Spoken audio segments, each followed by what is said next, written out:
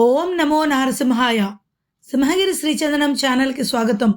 సోదరులందరికీ కూడా నా నమస్కారాలు. ఈరోజు ఒక చక్కటి వాతావరణంలో మన సింహాచలం ప్రాంతంలో ఈ కోనేరు పక్కన ఒక అందమైన ఒక ప్రాంతంలో కూర్చొని ఈ స్వచ్ఛాంధ్ర స్వర్ణాంధ్ర కార్యక్రమం నిర్వహించడం చాలా సంతోషంగా ఉంది.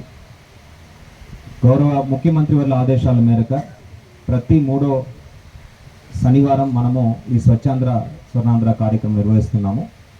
ఈ కార్యక్రమం ద్వారా పరిసరాల పరిశుభ్రత గురించి ప్రతి ఒక్క పౌరుడు ఆలోచించాలి, దానికి తగు చర్యలు తీసుకోవాలనే ఉద్దేశంతో గ్రామ ప్రాంతం కావచ్చు, నగర ప్రాంతం కావచ్చు, అన్ని చోట్ల కూడా మనము వివిధ కార్యక్రమాలు నిర్వహిస్తున్నాము.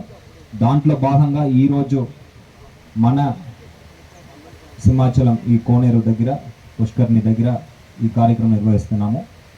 ప్రతి నెల కూడా ఒక్కొక్క థీమ్ మీద మనము ఈ స్వచ్ఛాంధ్ర కార్యక్రమం నిర్వహించడం జరుగుతుంది.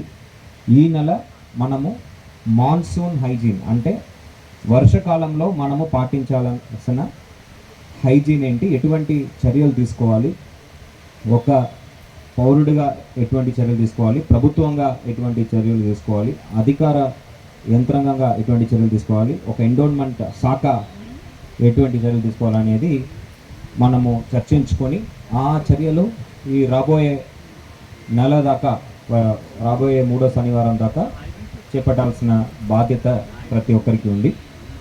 ఈ నెల చూస్తే మనకు ప్రధానంగా ఎక్కువ మలేరియా మరియు డెంగీ ఈ వర్షాకాలంలో మనం చూస్తున్నాం. ఈ మధ్యలో మలేరియా ఎక్కువ కనపడట్లేదు, కానీ డెంగీ అనేది, జ్వరం అనేది నగర ప్రాంతంలో ఎక్కువ మనం చూస్తున్నాము. దానికి ప్రధానంగా నీళ్ళు ఇంట్లో నిల్వ చేసుకోవడం, దాన్ని ప్రాపర్గా మూత పెట్టకుండా అలాగే మనము వాడుకోవడం వల్ల ఆ బ్రీడింగ్ అనేది జరుగుతుంది. దానివల్ల డెంగీ ఫీవర్తో కొంతమంది మరణించే పరిస్థితి కూడా గతంలో మనం చూసాము. అలాంటి ప్రమాదాలు జరగకుండా ఉండాలంటే ప్రతి ఒక్కరు కూడా వాళ్ళు ఇంట్లో పరిశుభ్రత అనేది మరి పూర్తిగా పాటించాలి. అంతేకాకుండా వాళ్ళ ఇంటి చుట్టూ ఉన్న వాతావరణం కూడా చక్కగా మెయింటైన్ చేసుకోవాలి. మనకు ఒక తప్పు అలవాటు ఏంటంటే, మన ప్రాంతం వరకు చూసుకుంటాం, మనది అన్నీ బాగుంటే చాలు అనుకుంటాం. పక్కన ఖాళీ స్థలం ఉంటుంది, ఇక్కడే తినేసి పక్కన విసిరేస్తాం. ఎందుకంటే మనది శుభ్రంగా ఉండాలి, పక్కవాడు బతికితే ఏంటి చచ్చితే ఏంటి ఆ ఆలోచనలో మనం ఉంటాం. బట్ అక్కడే బ్రీడ్ చేసి అక్కడ ఉన్న దోమలు మళ్ళీ మీ ఇంటికే వస్తుంది. అది మనం ఎవరు అర్థం చేసుకోవట్లేదు. మన నాలాలు కూడా, ఇంటి ముందు ఉన్న డ్రైన్స్ కూడా పరిస్థితి అదే. మనం ముందు వరకు మనము చూసుకుంటాం, తర్వాత ఏమైతే నాకు సంబంధం లేదని ఉంటాము. ఆ డ్రైన్లోనే ఈ మలేరియా దోమలు బ్రీడ్ అవుతాయి, అక్కడి నుంచి వచ్చి ఇబ్బంది పడతాయి. ఒక ఇంట్లో ఆ జ్వరం వచ్చిందంటే చుట్టుపక్కల అన్ని ఇంటికి అది స్ప్రెడ్ అయ్యే అవకాశం కూడా ఉంటుంది. సో ప్రతి ఒక్కరు కూడా బాధ్యతతో ఉంటే తప్ప ఈ మలేరియాని మనము తరిమి కొట్టడానికి అవకాశం ఉండదు. ప్రతి ఒక్కరు కూడా అప్రమత్తంగా ఉండాలి, జాగ్రత్తలు తీసుకోవాలి. ఈ మధ్యలో ఈ ఫ్లవర్ పాట్స్ కానీ ప్లాంట్స్ కానీ ఇంట్లో పెట్టుకునే అలవాటు వచ్చింది. దాంట్లో వాటర్ స్టాగ్నేట్ కాయి ఉండడం, అది పట్టించుకోకుండా అలాగే వదలడం వల్ల కూడా మనము ఈ దోమల ద్వారా జ్వరాలు రావడం చూస్తున్నాం. ఇంకొక సమస్య వర్షాకాలంలో ఏంటంటే, ఈ మంచినీళ్ళతో మరుగునీళ్ళు కలుసుకోవడం. డ్రైన్ దగ్గర వాటర్ లైన్స్ మనం వేసి ఉంటాము, అది పట్టించుకోకుండా ఉండడం వల్ల అవి వాటర్తో కలిసి దానివల్ల డయేరియా ఎక్కువ రావడం కూడా మనం చూస్తున్నాం. అలాంటి పరిస్థితి కూడా మన ప్రాంతంలో లేకుండా మన ప్రతి ఒక్క వాటర్ లైన్ డ్రైన్తో కలవకుండా ఉందా లేదా అనేది చెక్ చేసుకోవాలి. ఎక్కడ సమస్య ఉంటే మున్సిపల్ సిబ్బందికి తెలియజేస్తే వాళ్ళు తప్పనిసరిగా అది పరిష్కారం చేస్తారు. ఇంకొక పెద్ద సమస్య, అపార్ట్మెంట్లో ఉంటారు, వాటర్ ట్యాంక్ ఉంటుంది, ఎవరు పట్టించుకోరు. నువ్వు క్లీన్ చేయని ఎవరు క్లీన్ చేయరు. చివరికి అక్కడ దోమలు పెరిగి దాని ద్వారా ఆ నీరు కాలుష్యంగా మారి దాన్ని తాగడం వల్ల మనము సమస్య ఎదుర్కొంటున్నాము. సో ఇది కూడా ప్రతి ఒక్కరు కూడా అర్థం చేసుకోవాలి. అర్బన్ ఏరియాలో ప్రధానంగా మేజర్ ఇష్యూ ఈ వాటర్ ట్యాంక్ ఇష్యూ. కడుగుకుండా 10 ఏళ్ళు 15 ఏళ్ళు అలాగే వదిలిపెట్టిన వాటర్ ట్యాంక్స్ చాలా ఉంటాయి. అవన్నీ కూడా పరిశుభ్రతం చేసుకోవాల్సిన బాధ్యత ఆ అపార్ట్మెంట్ అసోసియేషన్స్కు ప్రతి ఒక్క రెసిడెంట్స్కి ఉంది. కొంతమంది రెసిడెంట్ వెల్ఫేర్ అసోసియేషన్ చక్కగా పనిచేస్తున్నారు. వాళ్ళు ఒక అపార్ట్మెంటే కాకుండా ఆ ప్రాంతాన్ని కూడా అభివృద్ధి చేసే విధంగా దేశ స్థాయిలో గుర్తింపు పొందిన రెసిడెంట్ వెల్ఫేర్ అసోసియేషన్స్ కూడా మన నగరంలోనే ఉన్నాయి. వాళ్ళని ఆదర్శంగా తీసుకొని మిగతా రెసిడెంట్స్ కూడా వాళ్ళ యొక్క వాతావరణాన్ని పరిశుభ్రంగా ఉంచుకోవాలి.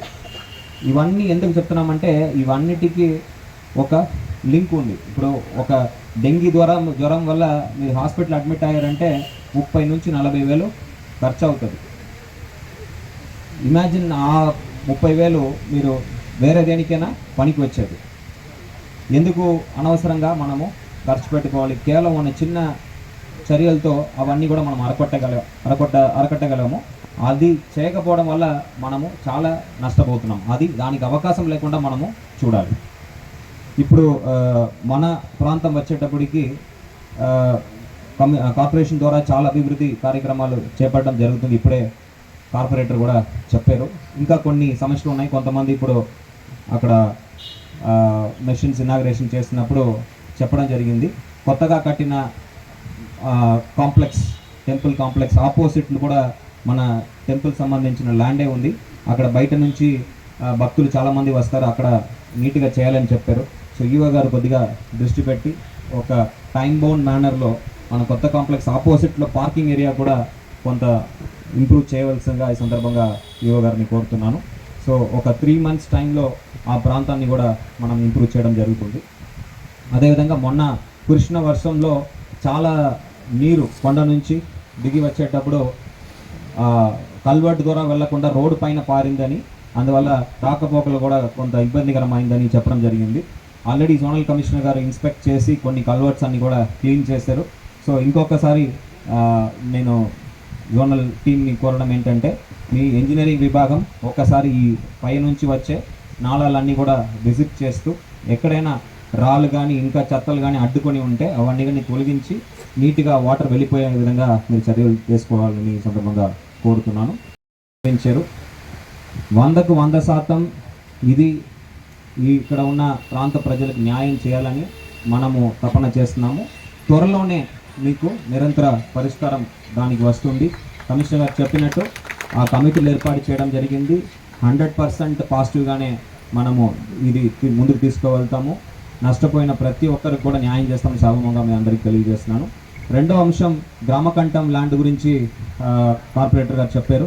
తప్పనిసరిగా ఒకసారి వెరిఫై చేసుకొని అది చేయగలము అంటే డెఫినెట్గా చేస్తామని కూడా ఈ సందర్భంగా గ్రామకంఠం గురించి కూడా మీ అందరికీ తెలియజేస్తున్నాను. నాకు పూర్తిగా సమస్య తెలియదు. సమస్య ఏంటనేది అర్థం చేసుకొని వాస్తవంగా మీకు న్యాయం చేయాలంటే డెఫినెట్గా చేస్తామని అది కూడా మీ సభంగా తెలియజేస్తున్నాను. ఈ కోనేరు వచ్చేటప్పటికి మనము ఇప్పుడు కొన్ని గంబూషియా ఫిష్ వదలడం జరుగుతుంది. సో దట్ దాంట్లో ఏమీ బ్రీడింగ్ లేకుండా, అదేవిధంగా ఇంకా మరామత్తు పనులు చేపట్టాలంటే డెఫినెట్గా చేపడతాము. ఇప్పుడు అర్బన్ ప్రాంతంలో ఉంది కాబట్టి మనము ఎన్ఆర్ఈజిఎస్ కింద మనం టేకప్ చేయడానికి అవకాశం లేదు. మనం సిఎస్ఆర్ ద్వారా టైఅప్ చేసుకొని డెఫినెట్గా ఈ కోనేరు కూడా అందంగా చాలా శుభ్రంగా తీర్చిదిద్దామని ఈ సందర్భంగా తెలియజేస్తూ ఈ అవకాశం ఇచ్చిన కార్పొరేషన్ సిబ్బంది తెలియజేస్తే సెలవు తీసుకోండి. Thank you.